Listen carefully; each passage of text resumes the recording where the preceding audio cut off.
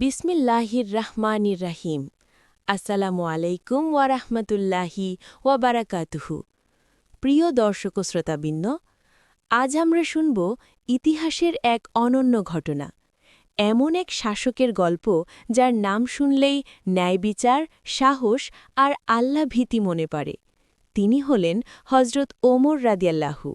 একসময় রোমের রাজা তার শক্তি ও প্রভাব সম্পর্কে জানতে একটি দূত পাঠান।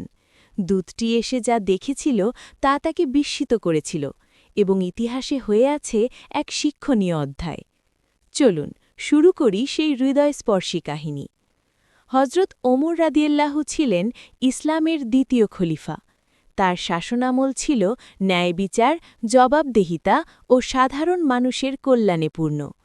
তিনি রাতের অন্ধকারে নিজে শহর ঘুরে দেখতেন কোথাও কেউ অভুক্ত আছে কিনা, কোনো অন্যায় হচ্ছে কিনা।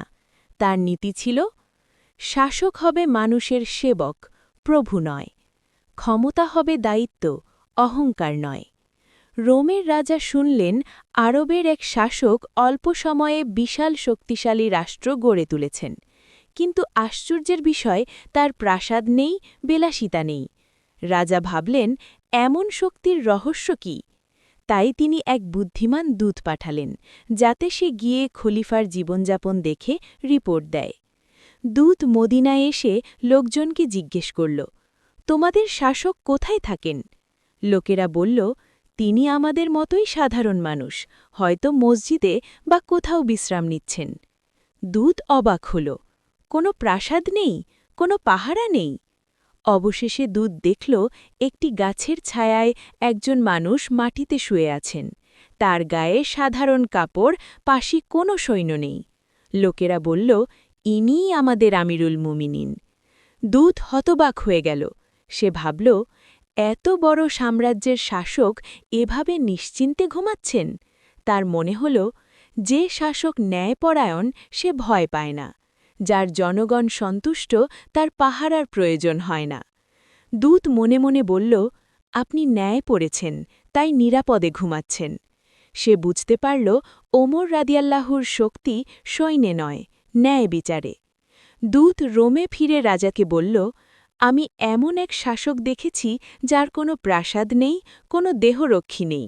তার বিরুদ্ধে যুদ্ধ করে জয়ী হওয়া সম্ভব নয়, কারণ তার শক্তি মানুষের ভালোবাসা ও ন্যায়। সে আরও বলল, যে শাসক আল্লাহকে ভয় করে তাকে মানুষ ভালোবাসে। এই ঘটনার থেকে আমরা কি শিখি? সত্যিকারের নেতৃত্ব আসে সততা থেকে। ক্ষমতার অহংকার নয়, দায়িত্ববোধ জরুরি। ন্যায় করলে মানুষ নিজেরাই রক্ষা করে। সরল জীবন মানুষকে মহান করে। প্রিয় দর্শক, হজরত ওমর রাদিয়াল্লাহু আমাদের শেখান, নেতৃত্ব মানে বিলাসিতা নয়, বরং মানুষের সেবা। আসুন আমরা নিজেদের জীবনে ন্যায়, সততা ও আল্লাহ ভীতি গ্রহণ করি। যদি ভিডিওটি ভালো লাগে, লাইক, শেয়ার এবং সাবস্ক্রাইব করতে ভুলবেন না, যাতে আরও এমন শিক্ষণীয় গল্প আপনাদের কাছে পৌঁছতে পারি। ওয়াসসালামু আলাইকুম ওয়ারাহমাতুল্লাহ। হজরত ওমর রাদিয়াল্লাহু ছিলেন দৃঢ়চেতা, সাহসী এবং আল্লাভীরু। ইসলাম গ্রহণের পর তার জীবন পুরোপুরি বদলে যায়। তিনি সত্য প্রতিষ্ঠায় কখনো আপোস করেননি।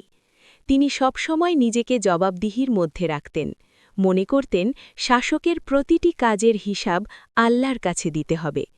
একদিন রাসূলুল্লাহ সাল্লাল্লাহু আলাইহি ওয়াসাল্লাম সাহাবীদের সামনে বললেন, হে ওমর, তোমাকে যে পথে যেতে দেখি, শয়তান সেই পথ ছেড়ে অন্য পথে চলে যায়।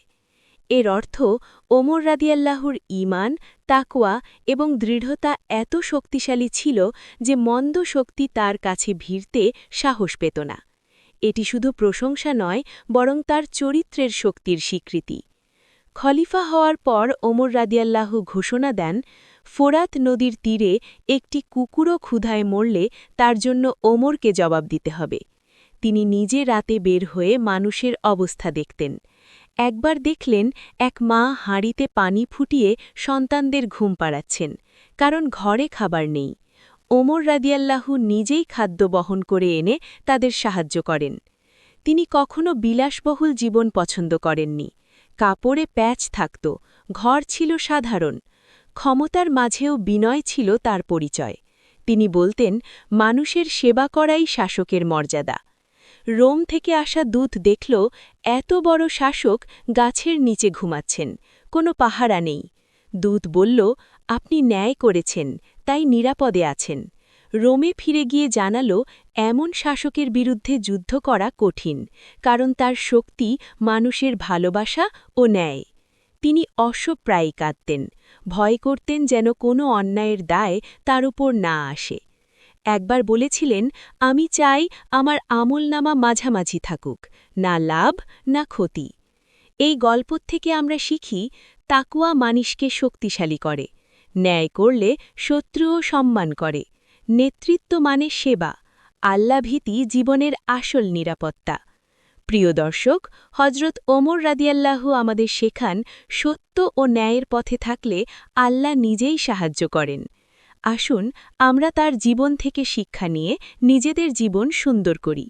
ভিডিওটি ভালো লাগলে লাইক, শেয়ার এবং সাবস্ক্রাইব করতে ভুলবেন না। ওয়াসসালামু আলাইকুম ওয়া রাহমাতুল্লাহ।